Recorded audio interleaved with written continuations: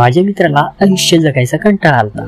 मग मी त्याला गावठी क्रिएटर्स बरोबर तिकोणा गडावर फिरायला जायचा सल्ला दिला।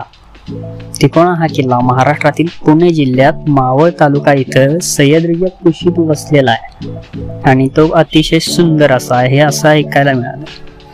इसवी सन 800 ते 1000 या काळात बांधलेला हा किल्ला पुण्यापासून 50 किलोमीटर तर मुंबई पासून 100 किलोमीटर अंतरावर असून पुण्यातून चांदणी चौक आणि कौड मार्गे तर मुंबईतून लोणावळा आणि कामशेत मार्गे तिकोण्याला येता येते।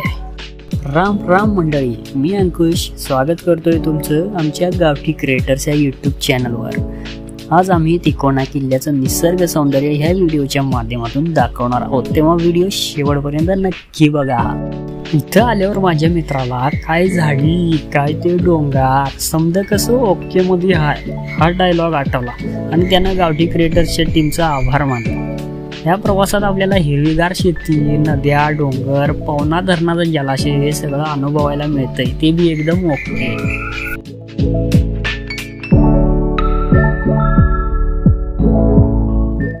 बाईक वरती बसून निसर्ग अनुभवत असताना पवना धरणाचा जलाशय दिसतंय आणि त्याच्या पलीकडे हिरवा शालू पांघरून ऐटीत उभा असलेला गड पाहायला मिळतोय।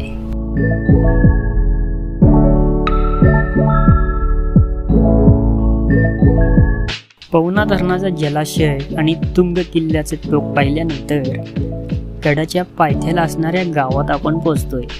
इथं हिरवीगार भात शेती आपल्याला बघायला मिळते आणि वाटेत पर्यटकांची सोय सुद्धा करताना गावकरी दिसतात। इथं पर्यटकांच्या खाण्यापिण्याची सोय केलेली आपल्याला दिसते।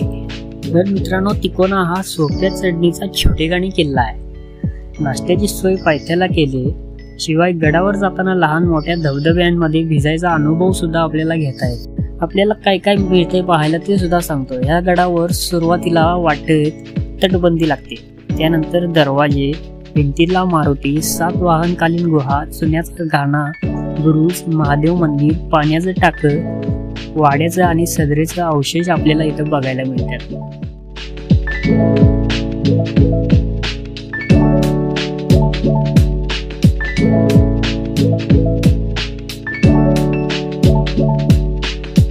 अरे इतका वेळ धबधब्यातच काय करताय असं म्हटल्यानंतर मित्रांनी धबधब्यामधून बाहेर येऊन पुढच्या प्रवासाला सुरुवात केली।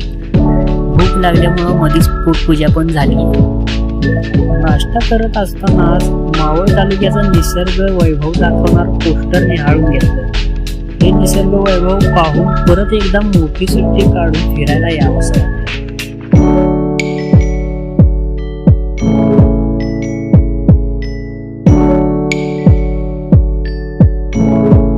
जसा गड जवळ येईल तसा तो अधिक सुंदर दिसायला लागतोय आणि गडाभोवती जो धुक्यानं वेढा घातलाय त्यानं तर त्याचं सौंदर्य आणि खोलून दिसायला लागतंय।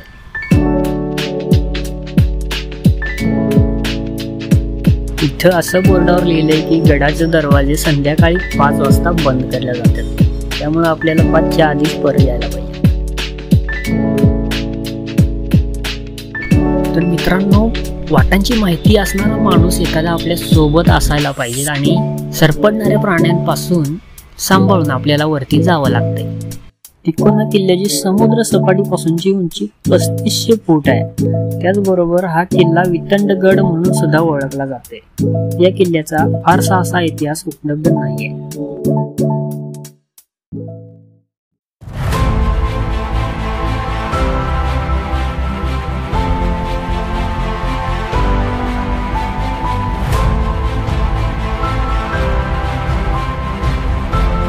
चढाई करून वरती आल्यावर एक दरवाजा दिसतोय आणि आतमध्ये गुहा पण पाहायला मिळते आणि या ठिकाणची माहिती देणारा फलक सुद्धा इथे लावण्यात आला।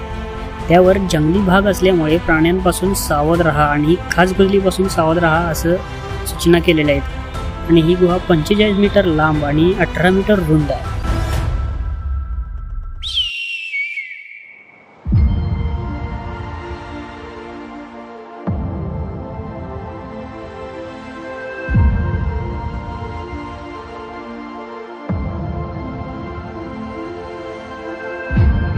मित्रांनो, इथे लहान मोठी पाण्याची टाकी पण आहेत। इथून जसं जसं किल्ल्यावर जाईल तसं तसं निसर्गाचं विहंगम रूप आपल्याला बघायला मिळतंय। भिंतीतला मारुतीचं दर्शन घेतल्यानंतर थोड्याशाच अंतरावर पुढे गेले की सातवाहनकालीन गुहा आपल्याला बघायला मिळतात. समोर सुंदर असं पाण्याचा टाका आहे आणि गुहा पण खडकात कोरलेली आहे.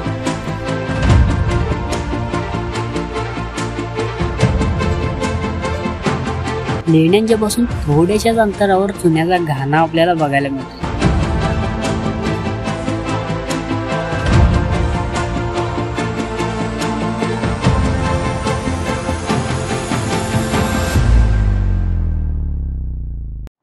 छत्रपती शिवाजी महाराजांनी स्वराज्य निर्मितीच्या काळात सुरुवातीला जे गड घेतले त्यातलाच तिकोना हा एक किल्ला.